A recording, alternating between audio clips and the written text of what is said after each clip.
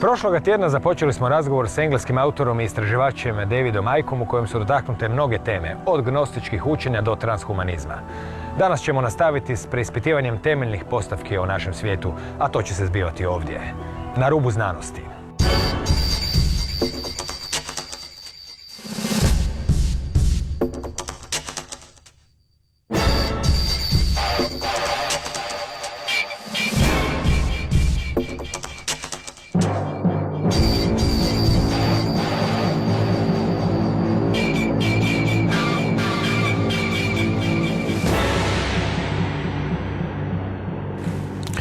U prvom nastavku ove emisije dotaknuli smo se zapravo drevnih gnostičkih zapisa iz znak Hamadija koji opisuju nešto što bismo danas opisali kao umjetnu stvarnost. Oni spominju demiurge, arkone i slično. I također napravili smo neku osnovu i neki link prema transhumanizmu i na koji način se zapravo svijet danas vodi prema tome. Mogli bi sada malo se proširiti osim u prošlost, možda malo otići u svemir, jer kada se počnu jednom barijere konsenzusa normalnog rušiti, odjednom puno informacija dolazi, svijet postaje sve čudniji. Pa bilo bi zanimljivo vidjeti kakve su osobine ti gnostici pripisivali tom demiurgu, tim arkonima, što su oni zapravo bili, kako su funkcionirali, kako su razmišljali, koje su bile njihova ograničenja, odsustvo mašte i slično. Da možda bismo mogli nešto saznati o prirodi zapravo onog što možemo interpretirati kao virtualnu stvarnost.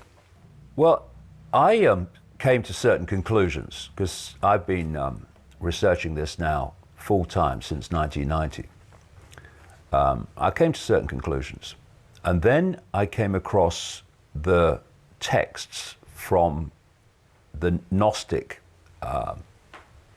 belief system that were found buried in a jar in 1945 at a place called Nag Hammadi, about 80 miles north of Luxor on the Nile in Egypt.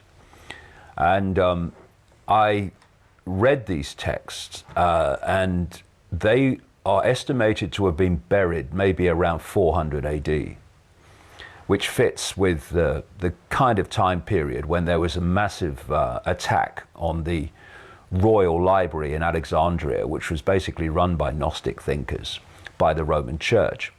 And the person running the royal library, Hypatia, was murdered. And it's believed that the writings in terms of their information goes back further. And I was astonished to read them because, first of all, unlike religious texts and biblical texts that have been in the public arena for a long period, these have been buried since about 400 AD. They've not been in a position to be changed, which means you get the original of what was written and not a changed version of it. And about a fifth of these writings referred to a force of manipulation they called the archons, and a Lord Archon, as they called it in their language of the time, or demiurge, which was the prime force, which made copies of itself, which they called archons or rulers. And they described these archons very much as the Islamic world describes the jinn. And they say that this demiurgic force, this archontic force, let me call it, was what created this reality that we're experiencing. That it was and is a fake reality, as they called it. And that this archontic force was, to use our language, a form of robotic artificial intelligence. They said that this archontic force was not, quote, natural, but inorganic.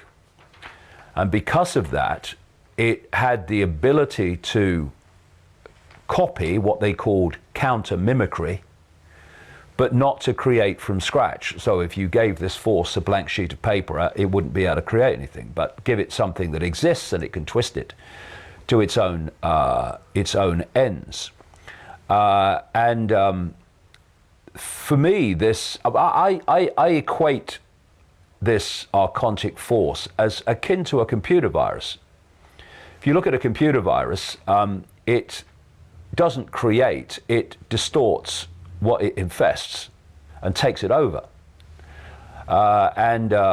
The computer virus feeds off the power of what it's taken over, i.e. the computer system.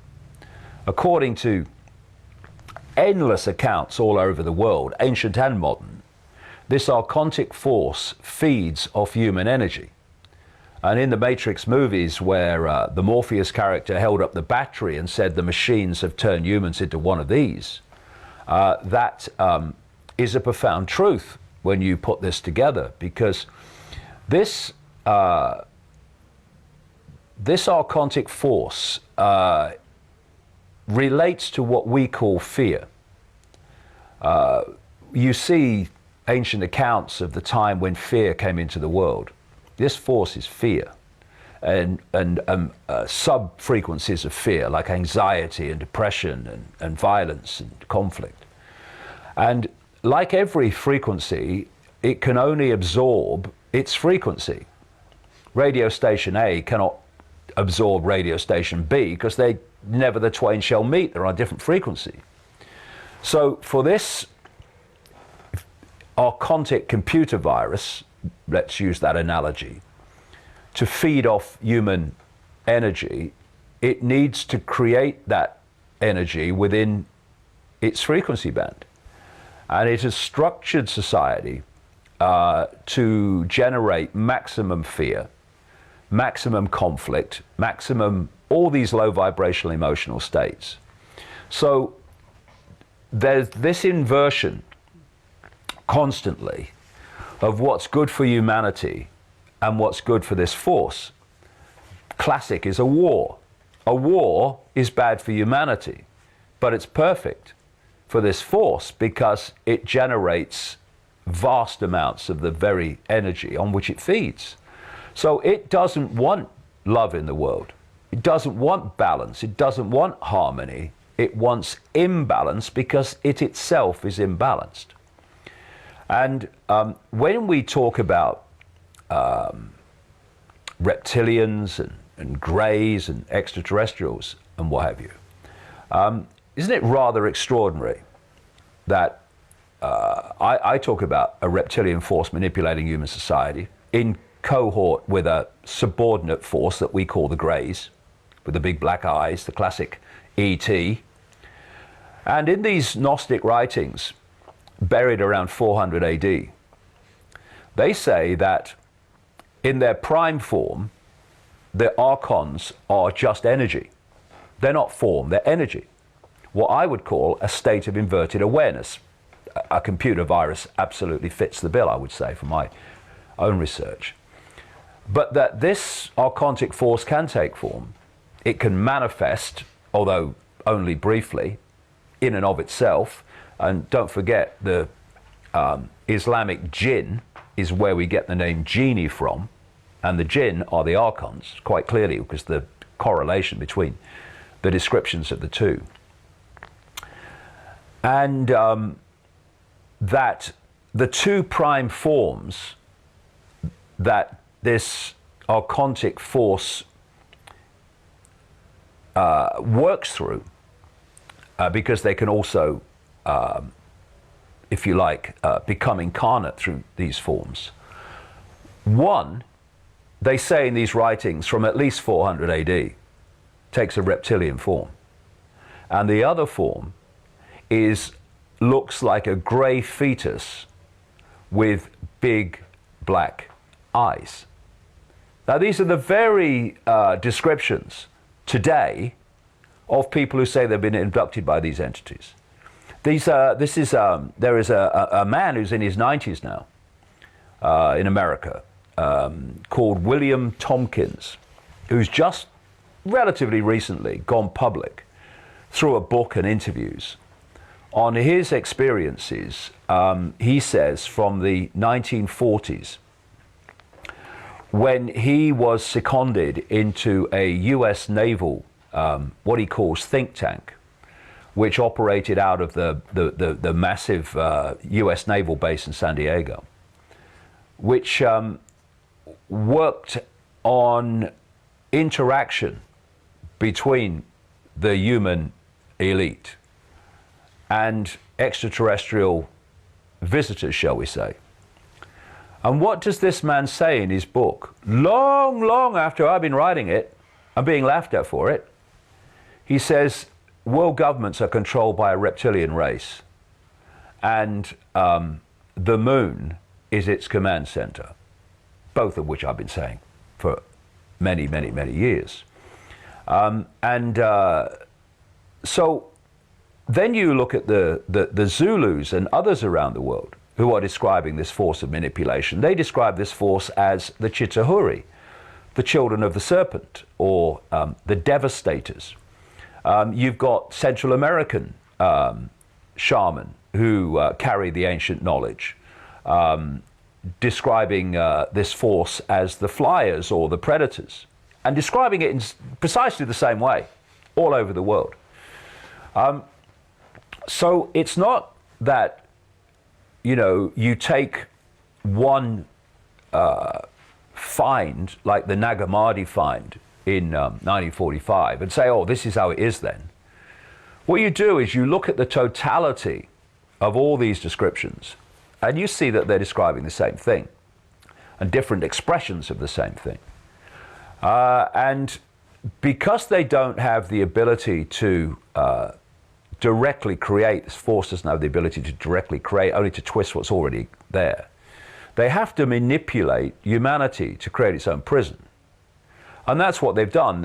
One of the shamans in Central America, who talks about the predators, the predator race, non-human race manipulating human society, he asks a question, explain to me the brilliance of man the engineer against the stupidity of his systems of belief.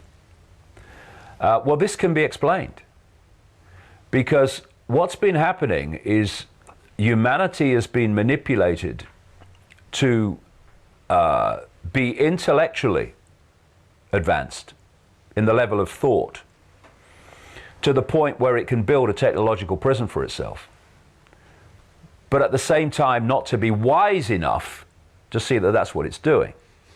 You see, we're back to Tesla about science thinking deeply but not thinking clearly. At the level of thinking deeply, you can understand how technology works to the point where you can build a technological prison, which is what we're doing. But if you're not thinking clearly, you can't see why you're doing it and what the consequences are. So we have now reached the point where we can build a technological prison for ourselves, controlled by what?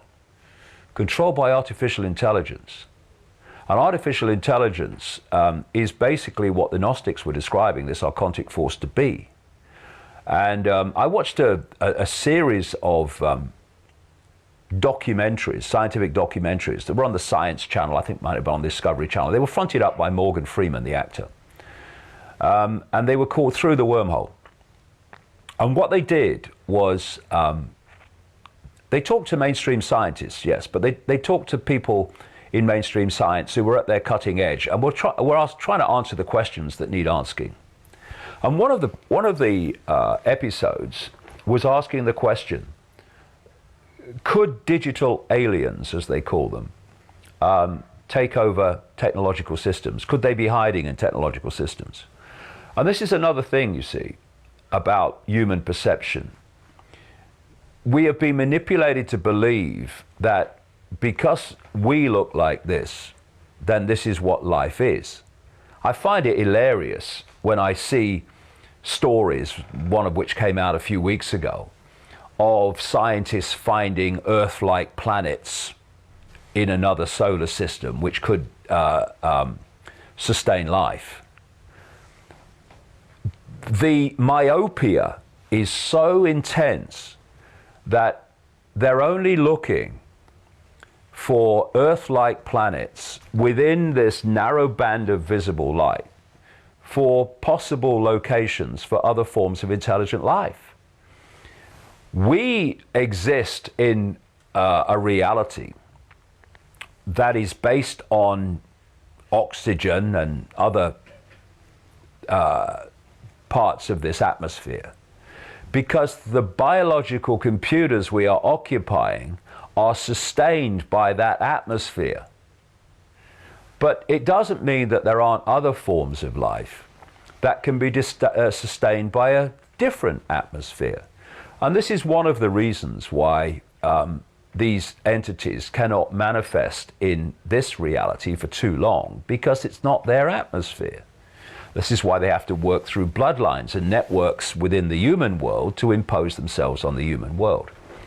So anyway, what this Morgan Freeman edition concluded, talking to mainstream scientists, was that yes, life can take any form. What is life? It's a state of awareness. It doesn't have to have a body even. It can be digital. It can take any form. There's levels of us that are digital. And that, yes, they can occupy technological systems. So I hear all the time now, we all do, AI this, AI that, AI the other, oh, it's going to be controlled by AI, or this, now even armies and lethal weaponry, drones controlled by AI. I never hear this question. What is AI? What is it? And the more that I research this, the more my conclusions say that this force in its base form, which is energetic, a state of awareness, that is what AI is, or in the end is designed to be. Now, we were told, and it's now happening, by during the brief tenure of the CIA of David Petraeus, when he was briefly head of the CIA, for some scandal forced him out, that we were now going to have the Internet of Things. And the Internet of Things, which is now, like I say, happening, is where everything is connected to the Internet. So your fridge is connected to the Internet via smart meters, etc. So your car, driverless cars. Why do we need driverless cars? Connected to the Internet. Everything is being connected to the Internet. All your smartphones, everything. Now, what is Ray Kurzweil, the promoter of transhumanism, saying, as we've discussed? He is saying that by 2030, humans will be technologically connected to the cloud. What is he talking about with the cloud? He's talking about a Wi-Fi artificial reality controlled by artificial intelligence, which will be massively the Internet. So now you have technology connected to the Internet. He wants humans connected to the Internet. And therefore, anything connected to the Internet will be controlled by those that control, or that which controls the Internet. And what is that going to be? They're open about it. Artificial intelligence. The world is being taken over, humans are being taken over by this technological network, which is gathering by the day, which is itself controlled by this force. I mean, scientists are asking the question now, could the Internet wake up? When you look at the number of synapses in the brain against the connections in the Internet is vastly greater than the human brain in terms of the electrical connections. Already, it can't wake up. Of course it can wake up. It almost certainly already has. So this is where we're going, and it's being hidden from us by this process of getting people addicted to technology, so that we love our own servitude, and we demand our own, and the next level of the prison. Oh, have you got the latest? Actually, no, I haven't. Thank you. Dopunit ću sa nekoliko riječi neke od točaka koje ste doticali jer ih ima puno. Primjerice, postoji autor koji je napisao 1933. godine knjigu, zove se John Bathurst Dean, koji je napisao knjigu koja se zove Štovanje zmije i rekao je da je pronalazeći i prateći ikonografiju zaključio i zapisao da ni vjerske razlike ni geografske razlike nisu bile zapravo razlog i svim kulturama, čak i onim najprimitivnijim i najciviliziranima također, svi su se klanjali, kako je rekao, s istom predanošću, istom osebunom božanstvu, svetoj zmiji ili je tako bilo predstavljena. Što se pak tiče ove priče o vezi umjetne inteligencije, rekao bih da znanstveno-fantastični filmovi općenito služe kao jedna neka vrst predikcije, navikavanja na ono što će doći, pa to naravno da odmah priziva Terminatora u pamćenje. No, s obzirom da ovih tema ima jako puno, često puta ljudi znaju se pitati zašto su predavanja Davida Icke tako duga, 9 sati. Odgovor je jednostavno, zato jer se žuri. Pa da ne bismo baš sve pokrivali, pozabavimo se malo putovanjem u svemiru. U vašoj najnovijoj knjizi, a i onim prethodnima, bavili ste se prvo mjesecom pa Saturnom. Pa koji podaci nama govore zapravo da je mjesec doista bi mogao biti umjetni satelit, baza? Što je na njemu tako čudno da zapravo može izazvati opravdane sumnje da nije tamo, kako bi se reklo, bez veze? Well, the moon shouldn't be there. Mainstream scientists say that. They can't explain where the moon came from. And there's no way that a body 2,106 miles across should be circling a planet this size. When NASA have smashed big impacts into the moon, it has wobbled, in the words of one witness, as if there were gigantic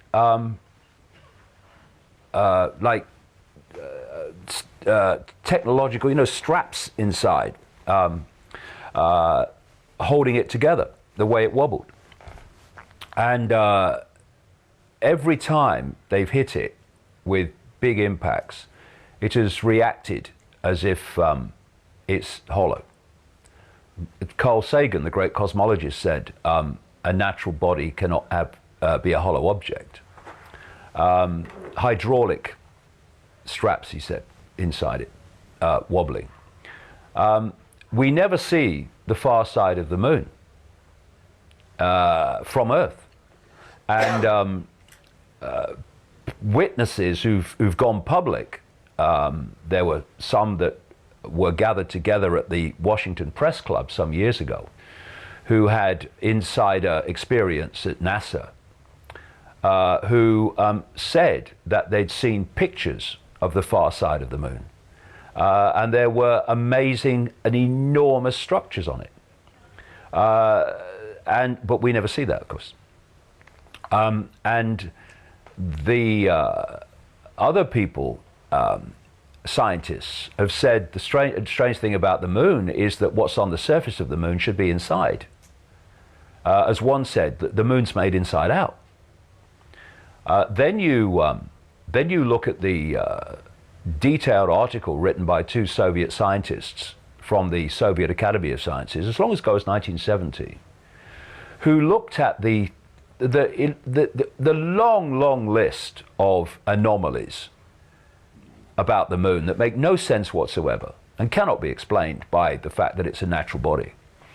And they concluded that it was some kind of gigantic craft and everything was going on inside. Now, I mean, think of the Death Star, although their description came before the Death Star in Star Trek, but similar concept. And this man, William Tompkins, who claims to have worked for a US naval think tank directly responsible for extraterrestrial interaction, specifically mentions the moon in his information and in his book, where he says it's actually a command center for the extraterrestrial race that takes a reptilian form that is actually behind manipulating human society. And for me, from my research, the moon is firing an information source at us, which is affecting our perception and is affecting our our behavior. There was a long and detailed article in a magazine called Nexus, comes out of Australia and talks about out-of-the-box stuff, by a whistleblower some years ago, 2011, after I've been writing about all this stuff, who said that there was what he called a mini CERN in Africa. And from 1995, for 5 years, they managed to have communication with an entity in another dimension. And the project, they said, was called the Charney Project, which plays out as computer interface. And I was reading this article just because I was interested in the subject. I didn't know where it was going. And first of all, the entity is quoted as saying through this computer interface that humans are controlled by a reptilian race that is expert in technology. What was that line? Their God is their technology. Think transhumanism. And I read on, and then starts talking about the moon, which I've always been writing about by then. At how if the moon wasn't there, then first of all, the Earth would be much calmer, not just in terms of weather and wind and severity of storms, but calmer emotionally. That humans were being manipulated into states of anxiety, for instance, via what was coming from the moon. States of anxiety equal the energetic frequency that this force feeds off. Then you look at, the ancient cultures. What do they say about the moon? The Zulus describe the moon as an egg because they say the yolk has been taken out, which kind of relates to what that scientist said about the moon's inside out. What's on the surface should be inside. Because what these Soviet scientists were saying was that in their view, and this would answer many of the anomalies of what's on the surface, that this moon planetoid, as they call it, was hollowed out. And these ancient cultures also talk about the fact that the moon's not always been there, that it was brought there. In terms of the Zulus, they say it was brought there by the Chitahuri, the children of the serpent, and that the Chitahuri still live in the moon. This relates to William Tompkins and his reptilian command center being the moon. And so when you put it all together, there are many correlations of the fact that the moon's not what it appears to be, a natural body. The other thing is that there was a BBC documentary some years ago which was entitled "Do We Really Need the Moon?" And it concluded, rightly it seems, that if the moon was just a little bit further out or just a little bit closer, life on Earth would be very different.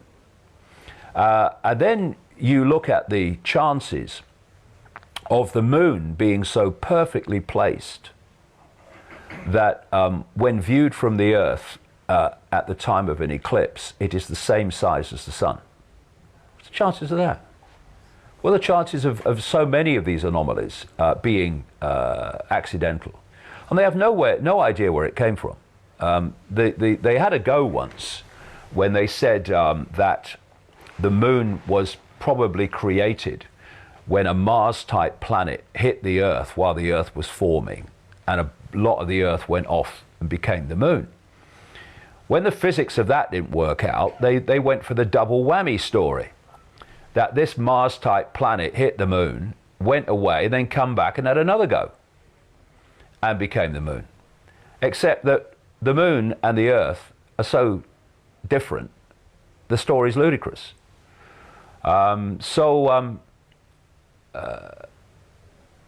If you take the moon to be artificial part construct and to be the kind of thing that I'm talking about, the anomalies start to disperse and start to be answered, as these scientists did in 1970. But of course, they used the term that people immediately react against. They said they believed the moon was some kind of gigantic spaceship.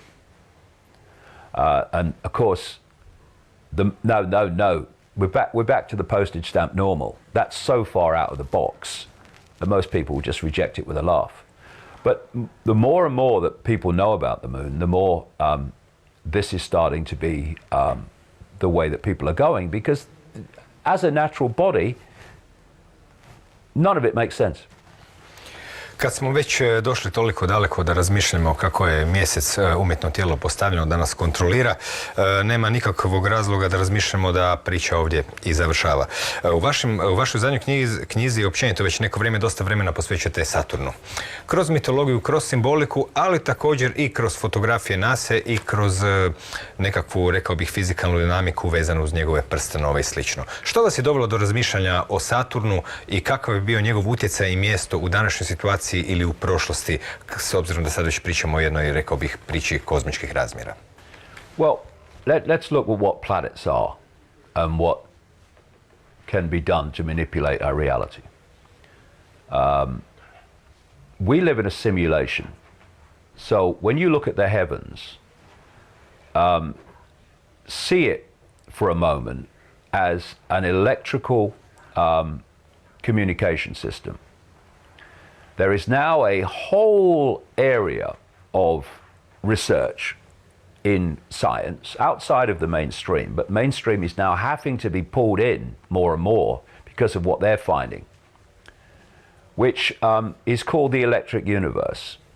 And this details, quite rightly, that this reality, certainly on one level, is about electromagnetism and electricity. This is the level that Tesla was talking about.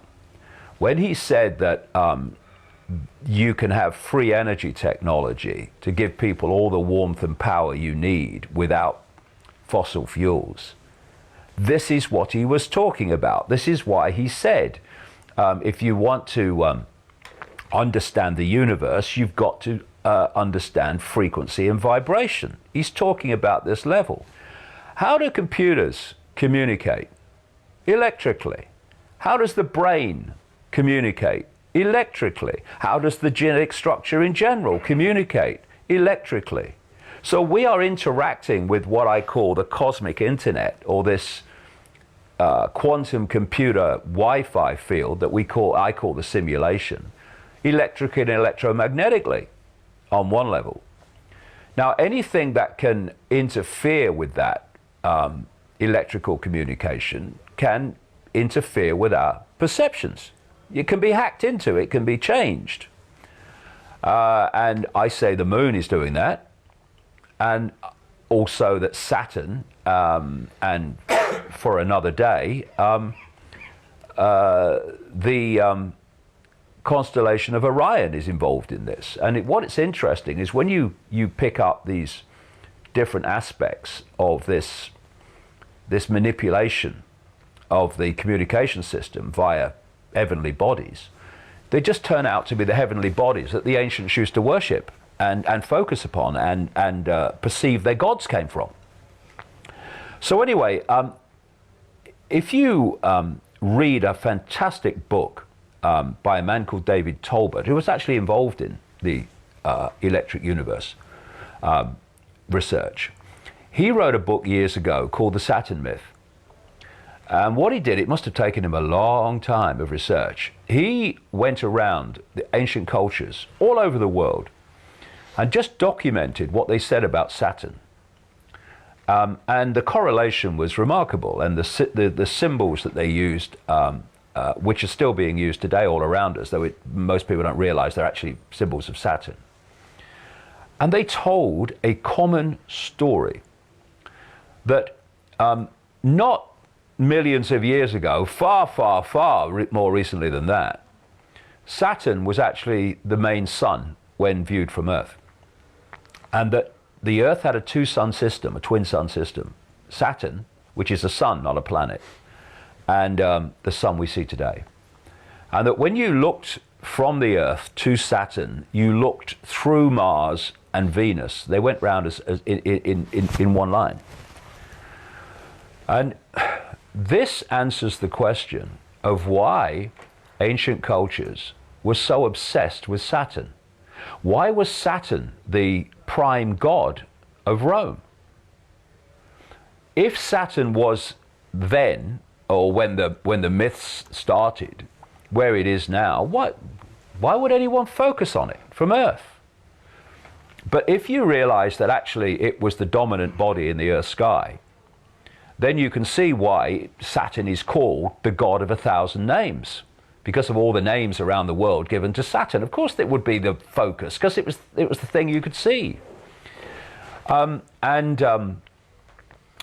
The ancients described this, and then they describe how fantastic upheavals happened in the solar system that changed the nature of the, shall we say, planetary layout. And this is all to be found in the geological and biological record of the Earth. These are the myths of the end of Atlantis and the end of Lemuria or Mu and such like. And people like Immanuel Velikovsky, as far back as the 1950s, was writing a series of books about the evidence for catastrophic changes in the solar system involving Saturn and others that almost destroyed the Earth. I mean, there's endless books about this. There's one I read, I remember, called When the Earth Nearly Died. And again, when you look around the ancient cultures and the myths and legends and accounts, they all describe this. I mean, you know, one one blatant aspect of it is the biblical Great Flood, when the you know, well, what happened. And after this upheaval, Saturn was where it is now, and we had the layout that we have now in the heavens. Now, there is no descriptions whatsoever in any of the ancient accounts of Saturn as an Earth sun that describe rings. None. It was the sun. They don't describe rings at all. And then that brings us to the work of Norman Bergrun, now in his 90s, who has a long history in technology, space technology, and other high technology, going back decades and decades and decades. And he was a guy who saw the world as scientists see the world, saw Saturn as people see Saturn. And then he started looking at photographs, first of all coming from the Voyager craft to Saturn in the 1980s, the early 1980s. And he looked at the pictures. And he realized that the rings were changing in a few minutes when they were supposed to be, according to the official story, there and static, and that's how they always have been. Even more so in early, what would it be, 2004, when the Cassini craft went to Saturn, and it's still there, apparently they're going to ditch it this year, started bringing photographs back. And he realized something very strange was going on. Not least because not only was he seeing the rings change when they shouldn't, and there are mainstream stories now about the rings changing, what's going on, we don't understand it, but he also saw enormous craft. And don't take his word for it, the pictures exist. The pictures exist, they're in my books, they're in his books. He wrote a book called Ringmakers of Saturn, detailing all the evidence that he had with the pictures. And these are pictures of, not the odd one, lots of them, of enormous, he doesn't call them spacecraft, he calls them electromagnetic vehicles, several times the size of the Earth. And if you put the Earth next to Saturn, you'll realize that our version of size and Saturn's version of size are not the same. Not only were they all around Saturn, they were going in the rings, and when they got in the rings, they were spewing out vast amounts of what he called exhaust that were making the rings. What they've also found And they're still being made, they're still changing. What they also found as a result of these probes to Saturn is that at the Saturn North Pole they have a vast hexagon storm, big enough to encompass 4 Earths, and it's permanent. At the bottom of Saturn, at the southern pole, they have an eye storm, looks like an eye, which from when they first saw it to now is still there. And there was a story in a British newspaper only a few months ago that over the last 4 years, this hexagon storm has changed from blue to gold over 4 years. They have no idea why. Then you realize that the hexagon storm, a cycle of it, happens in exact correlation with the cycle of radio wave signals coming from Saturn. It has its own frequency, its own signature, its own frequency signature. And then I got sent, and you can hear it, you know, it's been recorded, you can hear the sounds coming off Saturn. And then I got sent this picture of a Saturn ring by a professional sound engineer who said, I see that every day in my work, that's sound. And when I put it all together with lots of other information, for me, what Saturn is a fantastic broadcasting system, which we are decoding, and which the moon is amplifying.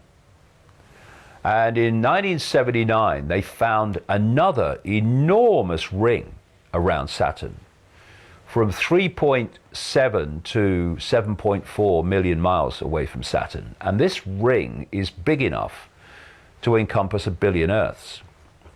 And these are only the rings that we see, not the rings of sound that we don't see. Rings of information that we don't see, which we are decoding into this fake reality that the Gnostics talked about, and the fake reality, the simulation that more and more mainstream scientists are talking about. It's basically like hacking in to a computer system and changing the nature of the information that the target population are decoding into a reality. And what's been happening is the reality is getting smaller. So you start out with a simulation. Then you have the if you like, the hack of the simulation, which puts people in a smaller reality within the simulation. And now through transhumanism, they want to put us in a reality which only connects us technologically to a AI cloud and an even smaller simulation. And what I'm saying, and what some scientists are saying, is that this universe is a quantum computer, which they're now building in places around the world, quantum computers. And a quantum computer is a computer that has its information embedded in the energetic fabric of the computer. Two organizations that are driving transhumanism are Google, and now its parent company Alphabet, to hide the extent of Google and its activities, and DARPA. DARPA is the technological development arm of the Pentagon. And DARPA and Google, in terms of its technological development of robotics and transhumanist technology, are working together.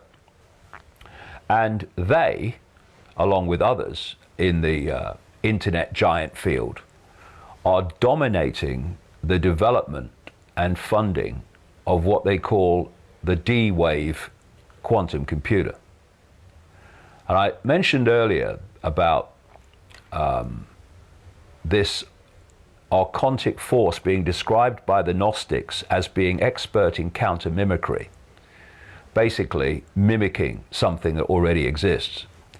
And the transhumanist connect humans to the cloud quantum computer, because that's what it's designed to be controlled by eventually, is counter mimicking the wider simulation that we have been experiencing up to this point, but squeezing even more our perceptual range into an even smaller range of perception.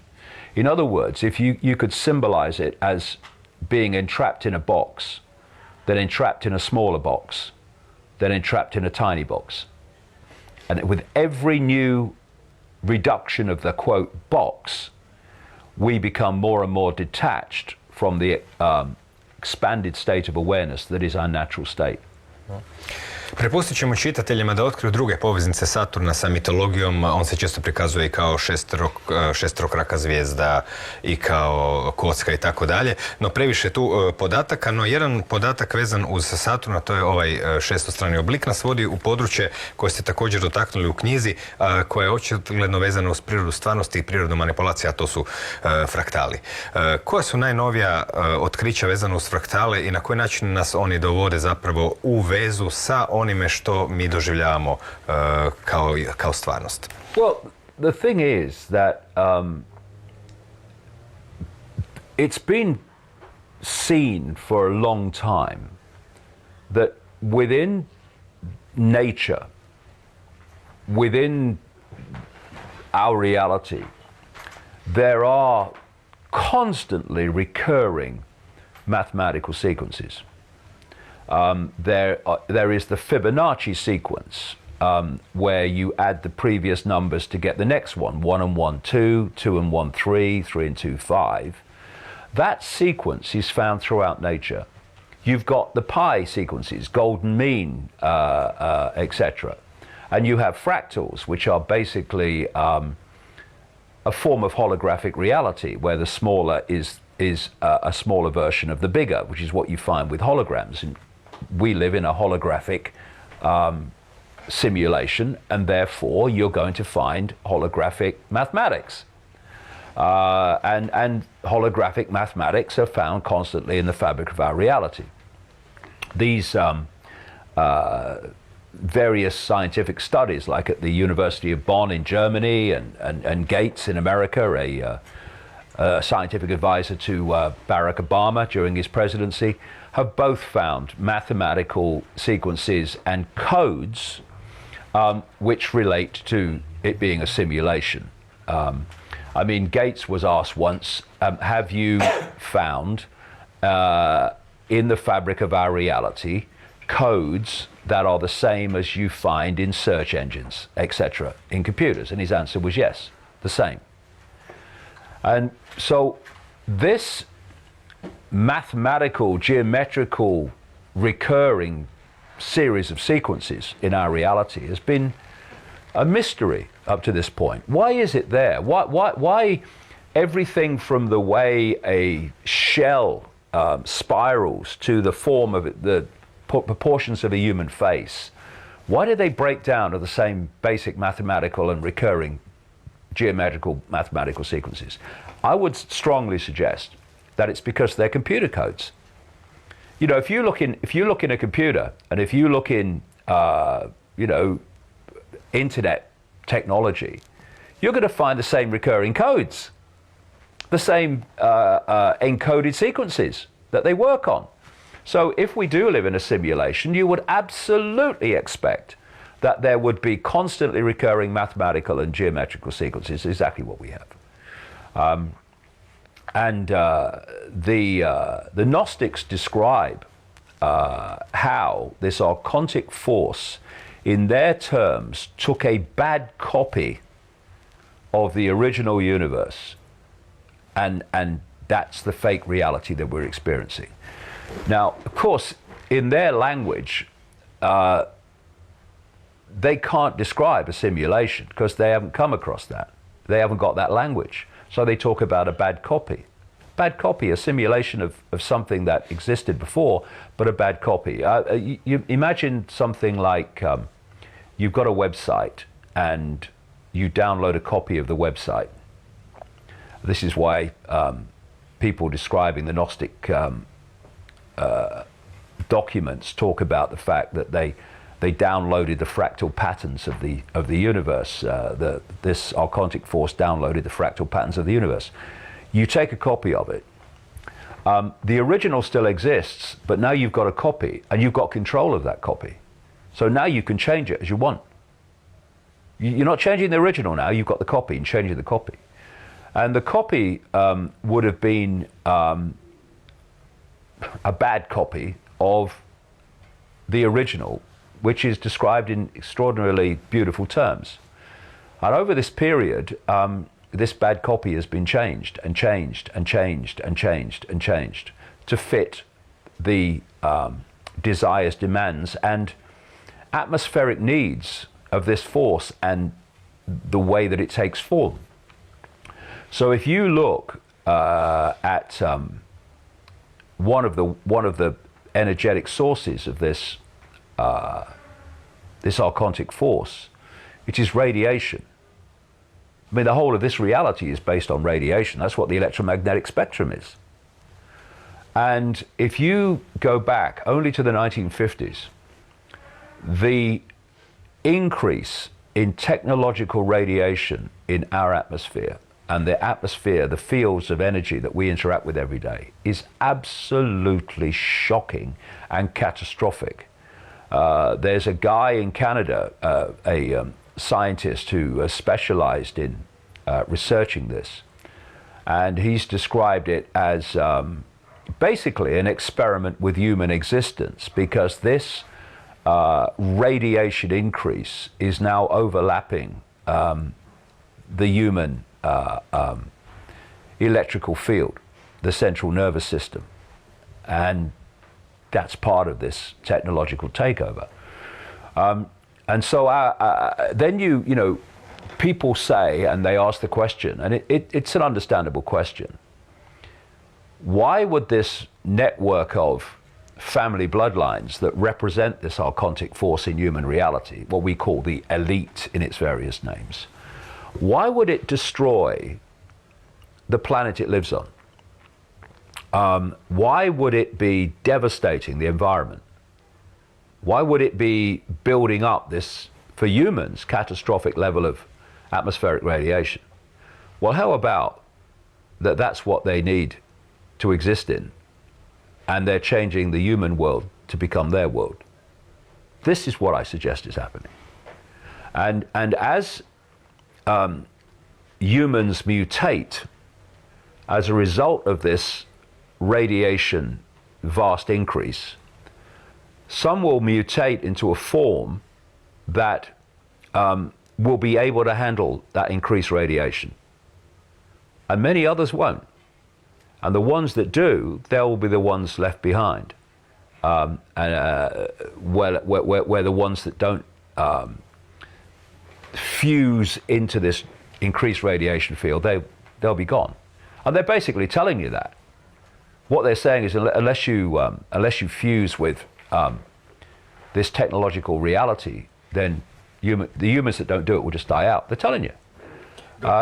So this is where we're at, and you know, think of what we've been talking about in these two chats we've had, and then imagine turning on the television news and being told what you need to know about the world every day.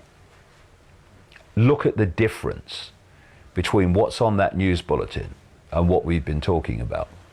I za kraj, ako stane u par minuta, naravno ono što ljude najviše zanima, rješenje. Da bi čovjek detektirao rješenje, mora imati prvo pravu analizu problema za koje treba rješenje. Stoga, kako zapravo nadvladati transhumanističku tehnologiju i sve ono što nas zapravo vodi u tehnološki kavez i kavez svijesti kojeg ste opisivali u ove dvije emisije? Well, there's two levels. One is the 5 sense level, and that's recognizing that this technological explosion is leading somewhere, and it's not happening by organic unfolding randomly. It's happening for a reason, and that reason is becoming more and more blatantly obvious.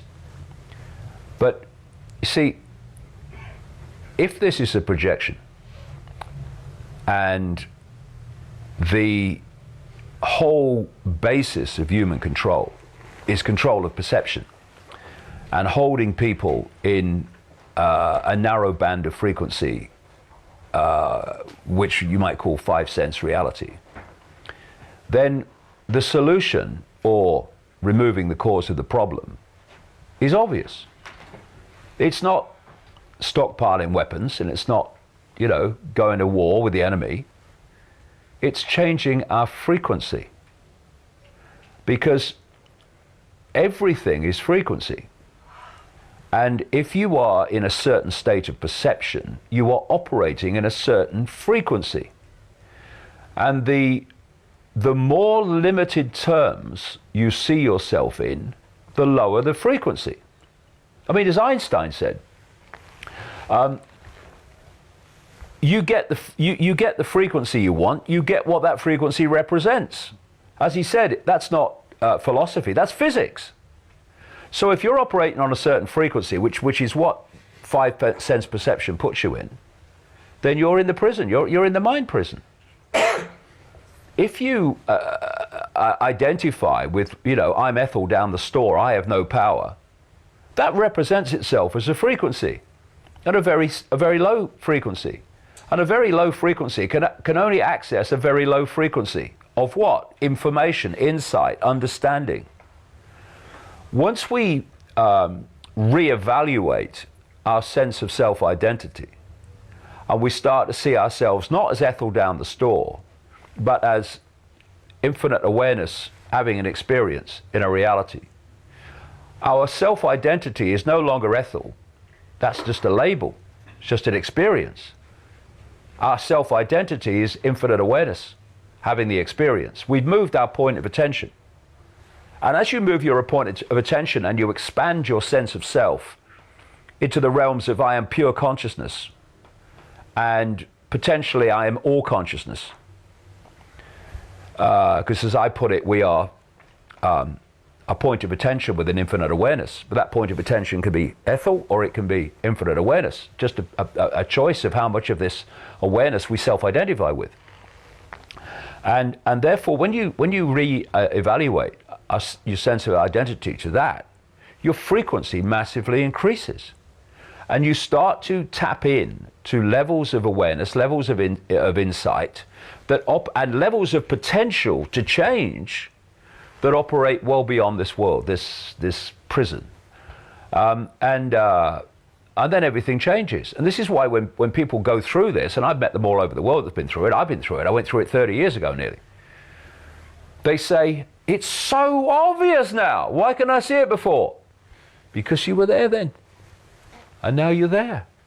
Now you're seeing the forest, you were seeing the twigs before. And everything comes from that. It's like Einstein said again, you cannot solve problems with the same level of consciousness that created them. But that's what we're trying to do all the time. So politics, look at politics. Politics is the same level of consciousness called Party A, creating problems, and then the same level of consciousness comes in called Party B to try to do something about the problems before, and they create more problems. Why? Because they're the same level of consciousness that created them. They might be called different names, but it's the same thing. If we are going to get out of this, we need to move to another level of consciousness, and we're only going to do that by self-identifying with a different perception of the I. From being little me, and I'm all my labels, to being I am beyond all labels. I am awareness and capable of creating anything. There is no limitation at that point, whereas there is constant limitation when we self-identify with phantom self, five-sense self. You know, we're not going to be able to change anything unless we change ourselves and change our level of consciousness. Anyone that tells you otherwise is kidding you and kidding themselves. Davide, hvala vam puno za vaše vrijeme i do neke sljedeće prilike. Doviđenja. Thank you very much.